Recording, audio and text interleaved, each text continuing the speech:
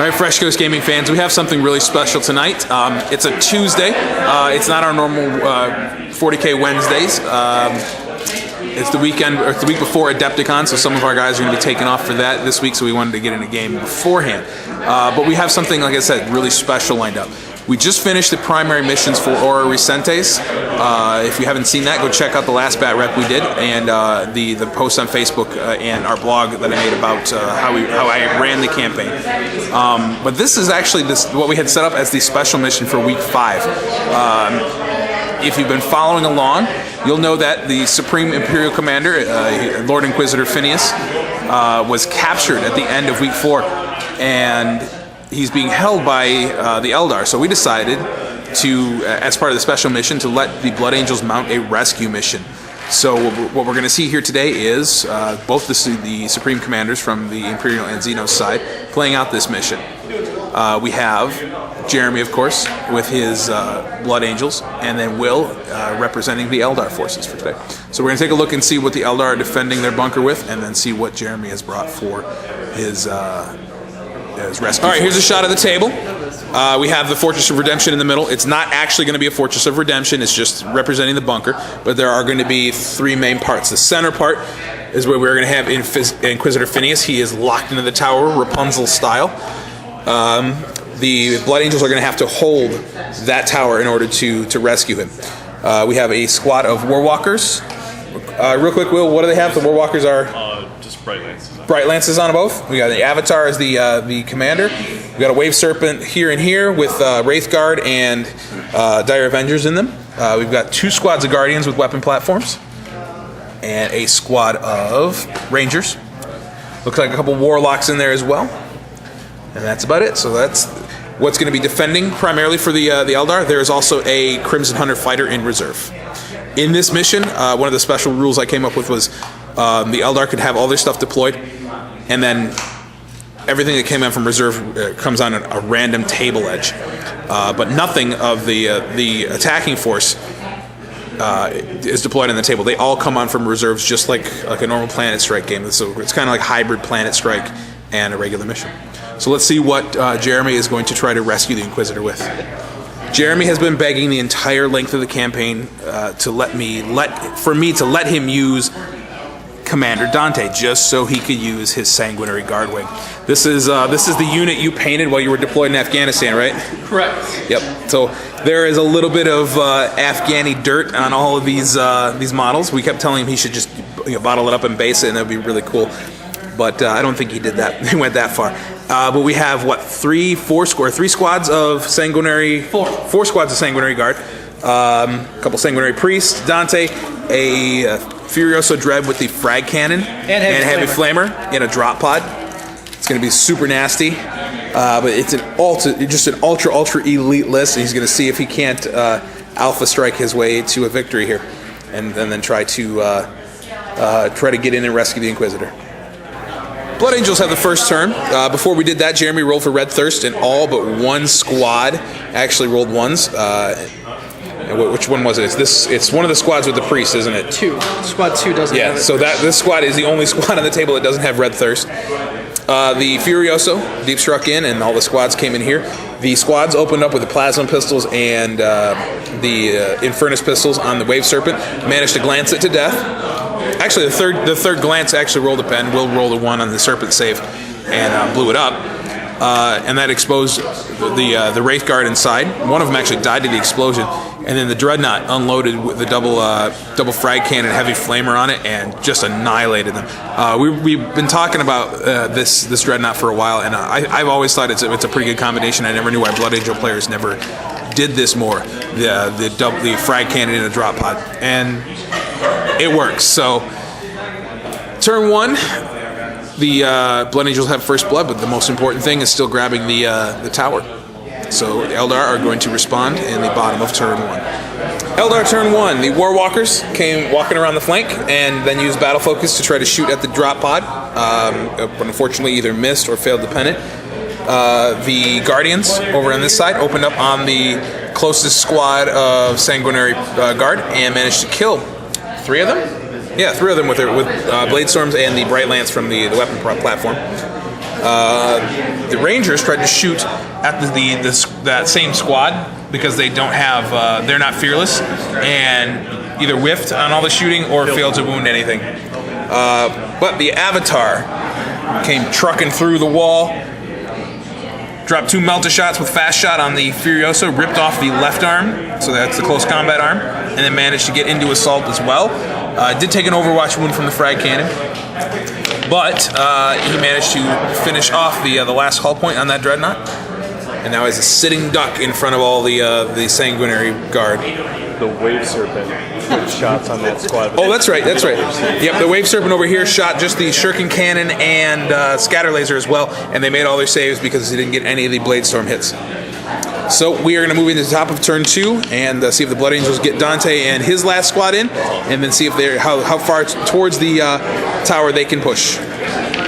Blood Angels turn 2. Dante uses his I don't scatter because I'm Dante trick to drop right into the dangerous terrain and close enough to provide the extra attack from the banner to one of the squad that was a little beat up.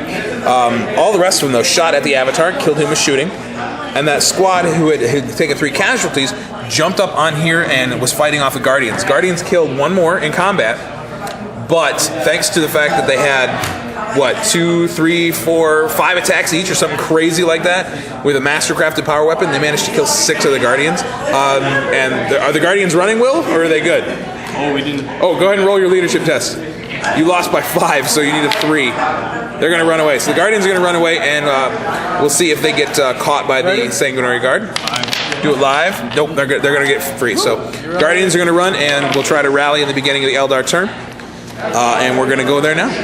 So Eldar turn 2 coming up. All right, Will's shooting proved to be pretty effective this turn. This squad of Guardians rallied and snapfired and actually killed that last Sanguinary Guard up here. The Warwalkers took out one of the guard from that squad. Again, just lots of misses in that from these guys. The real success story though came from this Guardian squad and the Rangers, who combined to kill 3 of the Sanguinary Guard here. The Wave Serpent took out 1 more. And then the Dire Avengers came around here and shot at Dante all by himself, but only took a single wound off. Everything else is still okay. For the purpose of this mission too, by the way, Dante is a scoring unit. He may actually contest or hold the bunker by himself. So we're going to move into turn 3, but before we do that, we have a little surprise for the Imperial and Xenos invaders of this of the planet Ora Recentes. As part of the storyline that we've been developing, I've been dropping hints throughout it that there's way more to this planet than it seems. The Imperials think it's just this idyllic, pastoral, like almost vacation world, and the Xenos are here looking for some kind of ancient artifact. Well, during their invasion, they have found bits and pieces of it. And it turns out that Ora Recentes is actually a Necron tomb world, and more precisely, it is a museum world. Being it's one of the museum worlds from Trace in the Infinite. So he has been hoarding all of his finds throughout the galaxy here on this planet. So what we have done, we've invited Matt to come play as some Necrons. So we're going to start randomly throwing Necrons on the table. Yeah, he's just thrilled and excited. This is so cool. So we're going to start randomly bringing some Necron units in from reserves. We're going to be rolling random table quarters and moving stuff on. So we're actually going to do the Necrons right now at the top of 3. All right, here we have a shot of the table after the Necron turn 3. We had a squad of Deathmark's Deep Strike in here, and we kind of randomly determined we don't really want the Necrons to interfere so much with the game going on in the center, just to be annoying. So we're really not trying to play to kill everybody. We're just having fun. So that's why we put the units out that we did. Yeah, I know Wraiths are awesome, but we'll talk about them. The Deathmarks just deep struck in and shot at the Dire Avengers. A precision shot managed to kill the Exarch, and then 2 more died. But they made their leadership checks. They are fine. These Wraiths and those Wraiths jumped in, and we put Wraiths on because they don't have shooting attacks. They give at least 1 more turn of the other players being able to interact before the Wraiths actually get to do something. And same thing with the squad of Scarabs back here. So that was what the Necrons brought on this time. Next time, it might be some Warriors, it might be some Immortals, who knows. So we're going to go into Imperial Turn 3. Oh, we got something going on? What's going on? Game on, Necrons. All right, let's go. I think we just have an unholy alliance here. All right, and the Blood Angels turn 3. So far, this alliance seems to be holding up pretty nicely. This squad of Sanguinary Guard shot at and assaulted the 3 Wraiths right there and destroyed them. This squad shot over here and killed another Wraith. And that's it for the Imperials. Oh, Dante. Where did Dante go? Oh, Dante joined that squad. He's hanging out right here. So he's leading that squad. So it's looking like we might need to bring some more Necrons to the table. Because there's now even talk that Will, in his turn, is going to actually free Inquisitor Phineas to join the fray. So I'm hoping to get, like, have him roll nothing but pyromancy powers, and he can just stand like in his tower like Saruman, just chucking spells down at everybody. It'd be so cool. Anyway, we're gonna move into Eldar turn 3, and then back to Necrons. All right, the alliance seems to be really solid this turn, as the Eldar completely ignored the Space Marines and shot everything at the Necrons. There's a single Wraith left. There was a single death mark, but 3 of them stood right back up from way back. Reanimation protocols.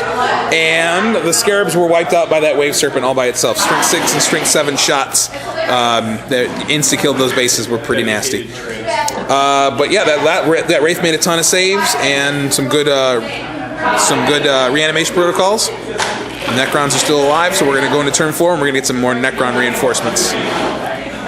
All right, Necron turn 4. We get 2 squads of 5 Immortals and 2 squads of 5 Warriors that come in. These Immortals and Warriors use their Gauss weapons to shoot at the Wave Serpent. It made its Jinx save, so it's okay. Over here, these Immortals wrecked one of the Warwalkers with their Gauss blasters.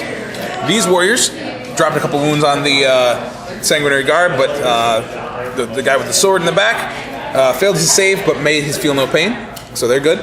But the highlight of the turn was the one single Wraith who was eyeing these Guardians like a juicy kill point.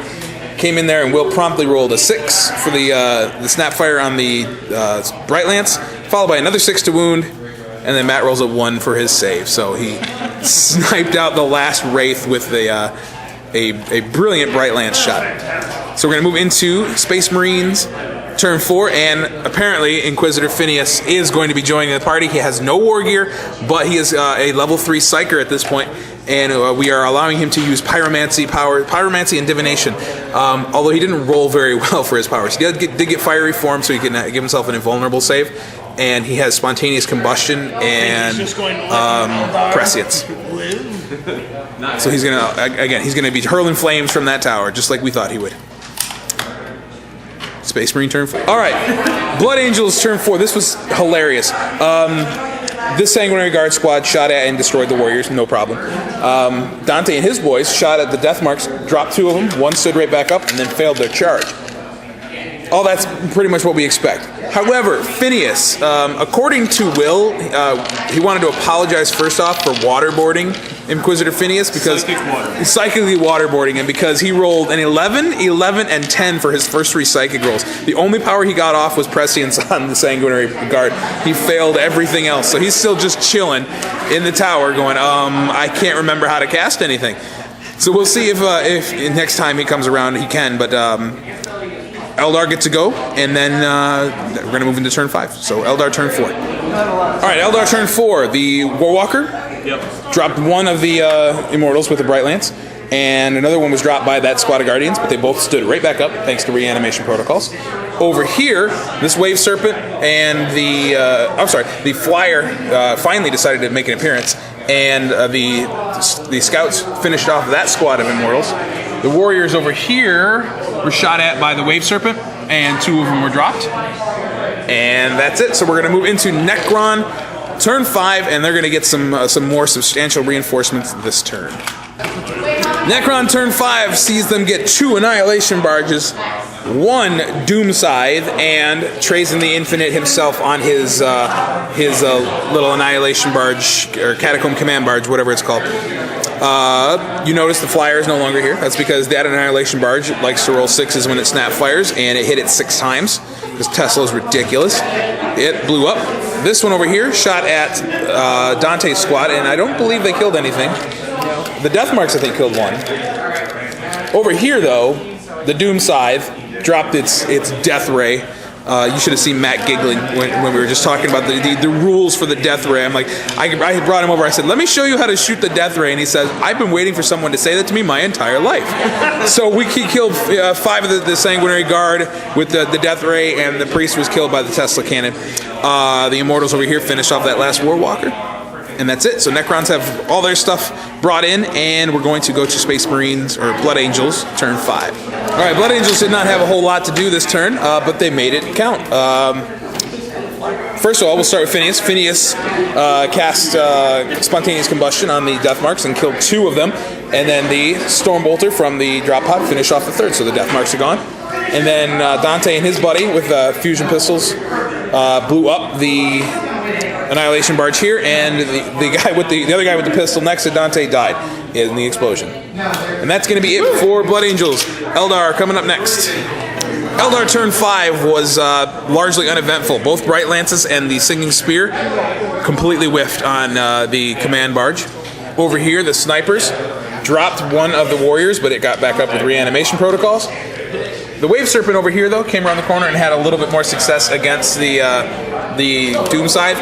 It hit it 5 times, but only managed to penetrate it once with its Serpent Field, and only rolled a 1, so it is shaken, so it can only snap fire. That means it does mean, though, it cannot fire its Death Ray. Thank you. And we did roll for the Living Metal too, so he and Matt failed that roll. So now we're going to roll to see if we have turn 6. Anyone? Anyone? Who wants to take it? Turn 6. We have turn 6. Necrons, you're up. Okay. Necron turn 6. The Annihilation Barge decided it was going to try to take out Phineas, and it did. He failed all of his 2-up cover saves. Well, I'm sorry, 2 of his 2-up cover saves, and was insta-killed twice over. Warriors shot at the Rangers and did nothing. The Night Side, or Doom Side, could only snap fire at the Sanguinary Guard and did nothing there. But Trazian charged in and hit the Warlock with a Hammer of Wrath hit, killed him, and then killed 2 Guardians with his close combat attacks, and then empathically obliterated 2 more. It was kind of really bad rolling on Matt's part, but that meant that the Guardians lost combat by 5 and are now running. So we're going to go into Blood Angel turn 6. Blood Angels, the Sanguinary Guard squad and Dante jumped into the missile silo right here and tried to assault Trazian, but failed. In other news, the Stormbolter actually hit the Doom Side in the rear, but failed to penetrate or even glance. So we're going to move into Eldar turn 6. Eldar turn 6, the Wave Serpent ignored the Doom Scythe, came flying around here to try to shoot Trazian down with a Serpent Shield. Only got 2 shots, hit him twice, and failed to do anything. The Pathfinder, or Rangers, excuse me, did kill 2 more of the warriors there, but they are okay. Oh, and those guys did rally, so they can, and they tried to snap fire at the flyer, but did nothing. We did roll for turn 7. There it is. That's our roll for turn 7. So we're going to go on and keep fighting. All right, turn 7 for the Necrons actually went much better for the Blood Angels than it did for the Necrons. The Doom Scythe came around here and cut a swath right through the Wave Serpent and immobilized it. And then the Warrior actually stripped another hull point off its rear. Nothing was killed from the Annihilation Barge in here, though. Everything's got 2-up cover saves or 2-up armor saves. And then Trazian tried to assault into the Sanguinary Guard. Jeremy promptly snap-fired both Infernus pistols and hit with both of them, blew up the Catacomb Command Barge, and halted Trazian's assault. So now he is stuck there going, oh crap, what did I get myself into? We're going to move into Blood Angels. Yeah, and the Immortals took the building. Blood Angels turn 7. All right, Blood Angels turn. Blood Angel turn 7 didn't go all that well. The Power Fist over here did blow up the Annihilation Barge. That was pretty much expected. But Dante broke off from the squad and charged Trazian by himself, and then promptly rolled a 17 on his Mind Shackle Scarab roll and hit himself twice in the face with his own axe. Trazian failed to hit him at all in return, but Dante then fails his leadership check and is running away. So he's going to regroup in turn 8 if there were a turn 8, but there isn't. So we're going to see if the Eldar can actually do anything else to make this battle more interesting. It's already been super cool. Eldar turn 7. All right, the end of turn 7 saw some epic shenanigans going on. We want to take it to turn 8, but it's getting a little late in the night. Eldar kind of decided to throw another wrench in everyone else's plans. This Guardian squad over here ignored the Immortals behind it and advanced and shot at Dante. I guess they just decided because Inquisitor Phineas was dead that their alliance was going to be over, and they're blaming Dante for their failures. However, And he was running. he was running. You know, he's going to regroup because he's a Marine. But the Bright Lance and 5 Shuriken catapult shots all hit, and 1 Bright Lance, and Dante just shrugged it all off and said, "Say what?" And he's if this game went to turn 8, Dante was going to eat some Guardians. Trazian, meanwhile, though, was shot down by a wave serpent. No, he got sniped in the head. Oh, that's right. He lost a wound to the wave serpent, and then the Pathfinders or Rangers, whatever, dropped him, and he did fail his ever living roll. So Trazian is going to come back. I will be back, he says. And then that was about it. The Dire Avengers over here in an epic bout of failure shot at that single warrior and only wounded him once. There's 14 shots from Shuriken catapults and he only did 1 wound. Yeah, he made the armor save. So anyway, this game was epically fun. This is going to be the conclusion from our Ora Recentes campaign.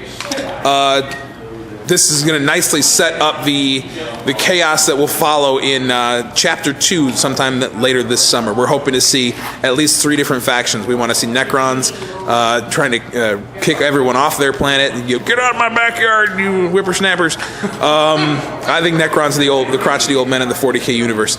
We're going to have some more Imperials. I want to break out my Star Phantoms and you bring them to kind of rescue any of the Imperial forces here. Again, more rescuing missions. And then we're going to see if anybody from this round wants to use their same army. We'll put them in a 3rd faction as the survivors. So they're going to have some drawbacks with their force selection. But we're going to kind of rework the rules, maybe incorporate some maps, definitely rethink how we use characters throughout the campaign, and play with force org charts a lot more too. So I'm looking forward to writing all this stuff. It sounds like everyone's looking forward to playing with it, and we're hoping to get over a dozen guys for the campaign this summer. Anyway, thanks again for watching.